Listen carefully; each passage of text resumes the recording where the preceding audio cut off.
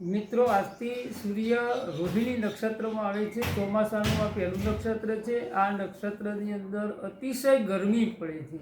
આ અતિશય ગરમીના કારણે ખેતીવાડી ક્ષેત્રે તો જુઓ તો પહેલાં 2 દિવસ જો ખેતર ખેડેલા હોય તો જબરદસ્ત ગરમીના કારણે અંદર રહેલા જે જીવજંતુના બચ્ચા છે, ઈંડા છે, એ મૃત્યુ પામે છે। કે જો પહેલાં 2 દિવસ અતિશય ગરમી પડે અને લૂ હોય તો જે ગરમીના કારણે ઉંદરના જે બચ્ચા હોય એટલે કે ઉંદરનો ઉપદ્રવ ઓછો થઈ જાય છે।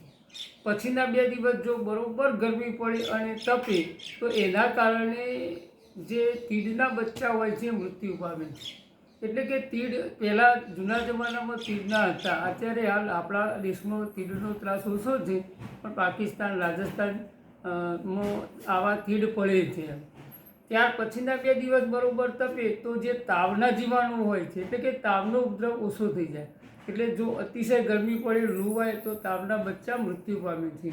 પછીના 2 દિવસ તપે તો જે કાતરા કે એવી જે નાની નાની જીવાતો પડતી હોય છે, ઈયળ પડતી હોય તો એના બચ્ચા મૃત્યુ પામે છે। એટલે એ બચ્ચાનો ઉપદ્રવ ઓછો થઈ જાય તો આવતા વર્ષે એની જે ઈયળો પડવી એ બધું ઓછું થઈ જાય છે। પછીના 2 દિવસ જો બરાબર તપે તો ઓધી અને જે વાવાઝોડો આવે છે એ ઓછો આવે, એટલે એનો ઉપદ્રવ ઓછો થઈ જાય છે। ટૂંકમાં ખેતી ક્ષેત્રે આજથી જે રોહિણી નક્ષત્ર શરૂ થાય અને આપણા બાપ દાદાઓ એવું કહેતા કે જો રોહિણી નક્ષત્રના થોડા ઘણા છોટા વરસાદ પડે તો આવનારું ચોમાસું જે છે એ બિલકુલ વરસાદ વગરનું ના જાય। 15 દિવસે મહિનામાં એકાદ વખત તો વરસાદ આવે જ, આવી એક કહેવત પણ છે।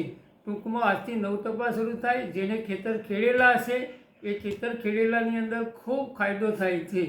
આભાર। વિડીયો લાઈક કરજો અને શેર કરજો, બીજા મિત્રોને મોકલજો, જેના કારણે આનાથી ખૂબ જ્ઞાન મળે।